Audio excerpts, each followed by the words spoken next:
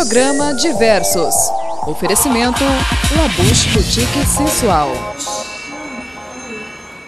Hoje nós estamos na Casa do Artesão.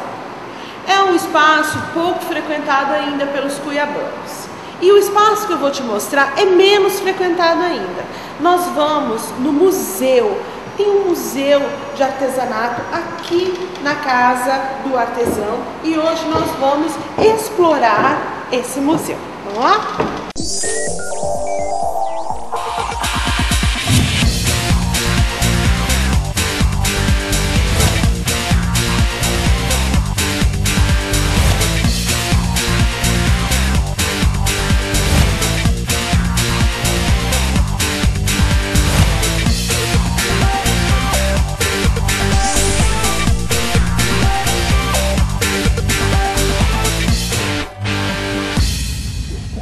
Nós estamos chegando aqui, é no subsolo da Casa do Artesão. Eu vou encontrar com a Marciane. Tudo bom, Marciane?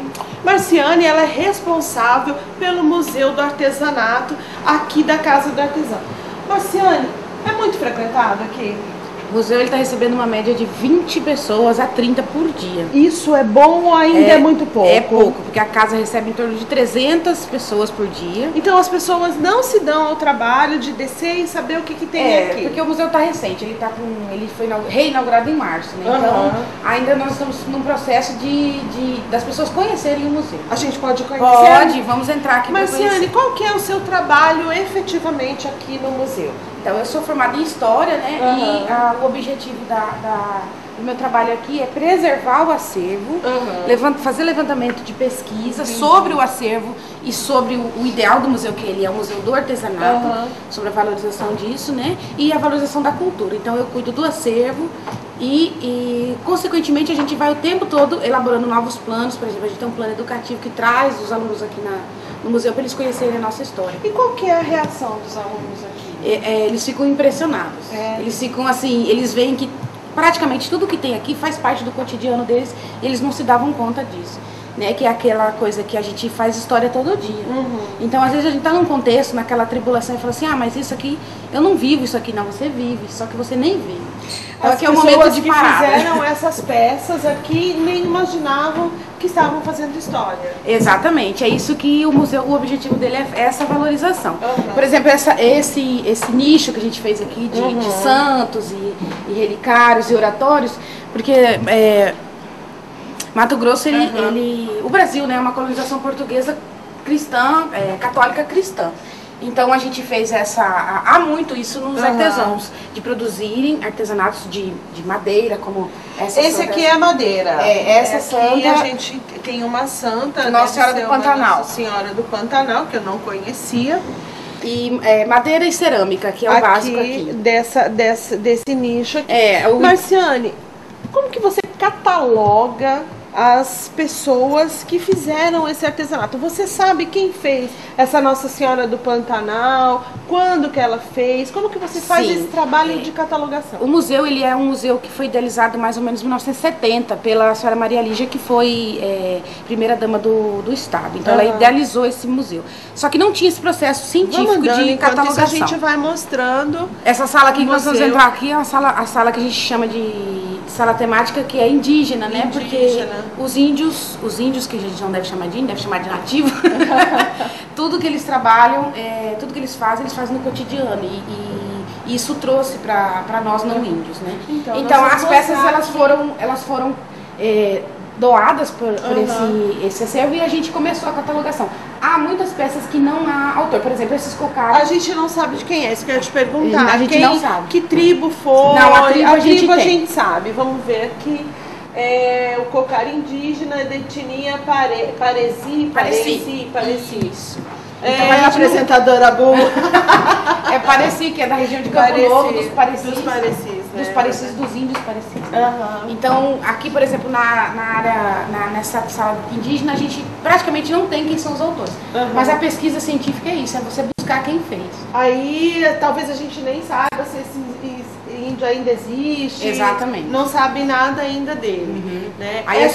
Toda essa parte indígena aqui que a gente está mostrando São dos parecis? Não, aqui nós temos artefatos de 18 tribos indígenas de Mato Grosso. De Mato Grosso. Isso, são várias tribos que produzem. Na verdade, a gente acha que eles produzem tudo igual, e não é. Cada um tem o seu estilo, o seu desenho, né? Então, por exemplo, a gente pode ver. Um pouquinho a diferença disso para quem está em casa, Marciano? Ó, por exemplo, essas panelas são de barro, são de cerâmica, né? Mas o traço, que a gente chama de grafismo, né? Esses traços. Cada grupo indígena geralmente tem um grafismo diferente, que é o que indica o que ele é, né? Por exemplo, esses dois vasos, essas duas panelas são da etnia Uaurá. A gente pode mexer? Pode? Na verdade, mostrar? Não pode, né? Mas tá aqui, olha, uma panela. Aí eles têm, por exemplo, essa é toda preta por dentro. Então é tudo tinta natural, Esse traço é diferente dessa etnia. Se eu tivesse uma pintura parecida, ela seria diferente. Ela teria um outro traço. Isso, outro grafismo que a gente chama. Por exemplo, aquele banco ali, ó, embaixo, é um banco em forma de tatu. Tá vendo o grafismo dele? É um pouco parecido com aquele. Esse eu acho que é da mesma etnia, Orá. É da mesma etnia? Não, esse aqui é da... É o Orá, sim, é o Apaiupi que fez, um índio. Apaiupi que chama ele. Mas eles têm, cada grupo étnico tem um tipo de traço. Né? Até a gente pode ver nos cocares, o jeito de fazer, o arco. Uns usam, por exemplo, esse usou palha.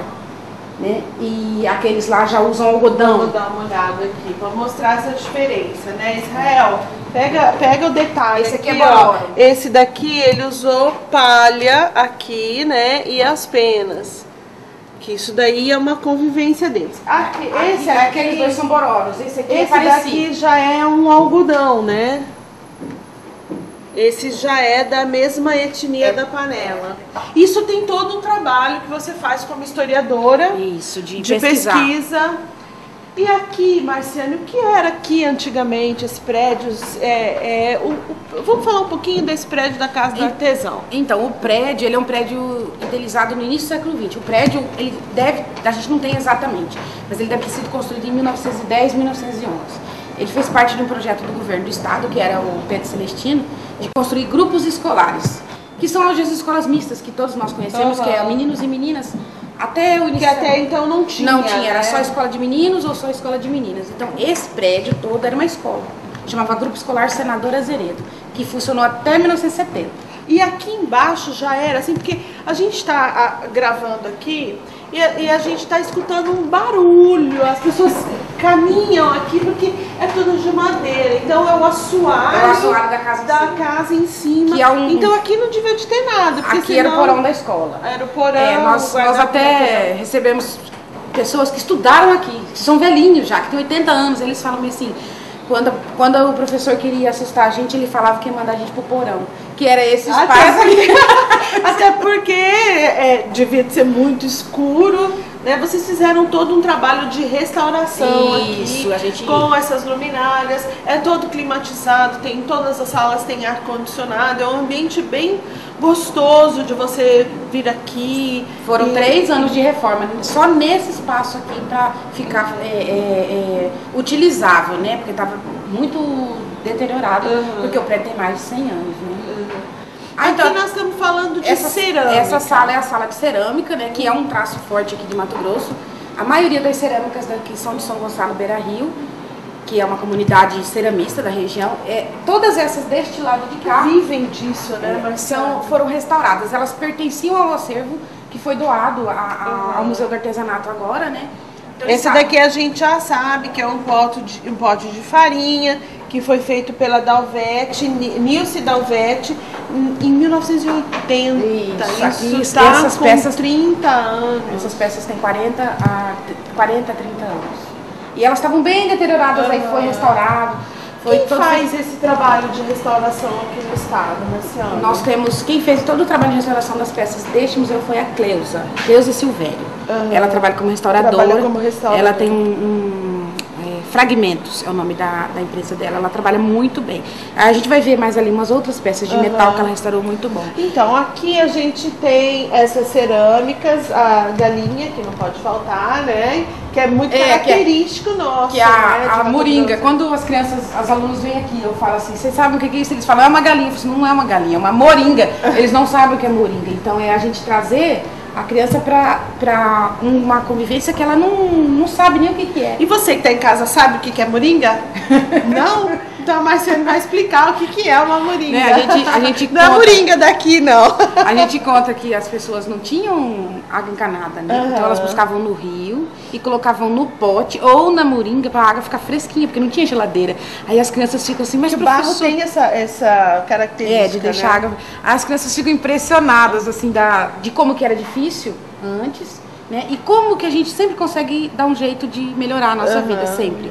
Né? E o artesanato ele vem mostrar isso, que coisas que são, por exemplo, do barro, fazer um recipiente que vai deixar sua água gelada. E como que descobre, né? Como que as experiências... O homem é impressionante. Esse lado aqui, Jane, a gente teve o cuidado de colocar a referência cultural de Mato Grosso, são as danças, né? Que lindo esse trabalho, né? Que é da dançarina Chorando, que é do Alair Fred Alair Fogaça. Alair Fogaça e Fred Fogaça. São dois. São dois. Alair é a esposa e Fred, eles são dois artesãos que trabalham com cerâmica também. Essa dançarina representa a dança do Chorado, que é de Vila Bela da Santíssima Trindade, né? Faz parte da nossa história. Tem um ginginho aqui na cabeça dela. Aí nós temos os mascarados e a festa de rasgueado. Que também retrata. O artesanato, ele tem essa característica de retratar a nossa cultura em peças. Isso, né? É você, como a gente fala, materializar, por exemplo, a dança. A dança você não pega ela, você só vê e fica na sua memória, né? E o artesão... Mas quando você vê peças como essa daqui, ela já te remete àquela dança. Isso. E a gente... materializando isso e deixando isso para as próximas gerações, esse que é o importante. Além, porque essas danças elas são passadas de geração, né? Geração em geração. Com esse tempo de modernidade, as crianças e os adolescentes vão perder esse interesse. Então o museu também vem para isso, para resgatar e firmar que isso é nosso, isso é daqui e deve ser valorizado. Aqui a gente tem um siriri, né? Os tocadores de cururu, né? E os dançarinos, dançarinos. Também da Alair Fogaça e do Fred. Eles são os mesmos. E a gente consegue ver o traço deles, né? As bocas, a expressão do olho, né, Marciane? A gente consegue identificar no segundo momento que a gente já pega uma outra peça, a gente já consegue identificar. A gente vê que cada artesão ele tem um traço próprio. Então eu posso pedir para outro artesão fazer esse mesmo trabalho, que essa mesma festa, e vai ser totalmente diferente. Que é a leitura dele, é a habilidade dele, né? É o que? É o momento dele. É o momento ali que está retratado. Esse aqui é muito legal, que é uma coisa que não é muito divulgada em Mato Grosso, que é a dança do boi à serra. A dança do boi à serra, ela remete aos bois bumbá e o bumba meu boi. Pois é, isso que eu ia falar. Todo lugar tem algum boi, né? Tem o boi bumbá, tem o bumba meu boi, e aqui nós temos o boi à serra. Boi à serra, que é uma referência, né? Na verdade, eles são todos da mesma origem, que é a história do boi, que é um boi de pano, na verdade, né? E os dançarinos, né, que dançam em volta do boi e contam a história do boi. Geralmente o boi vence o boiadeiro, mas às vezes ele morre. A gente pode dizer que é uma ópera popular. Exatamente. Essa parte aqui, Jane, é a terceira sala, que a gente chama sala de utensílios, né? Vamos começar por ali, porque eu gosto de mostrar assim, que... Marcene, você faz esse trabalho que você está fazendo aqui com a gente, mostrando para as crianças, explicando. Qual que é a reação delas? Eu fico impressionada que tem alguns assim que os olhinhos brilham, eles falam assim, nossa professora, eu não sabia que era desse jeito. Né? E eles saem daqui falando isso e depois voltam, eles trazem a família. É isso que é mais interessante. Eles trazem outras pessoas para mostrar isso aqui, né? Que é assim, o saber fazer, que a gente valoriza, é o saber fazer. E eu não sei fazer se eu não aprender com alguém. E para eu aprender com alguém, eu tenho que respeitar aquela pessoa primeiro. Então a gente ensina esse trabalho.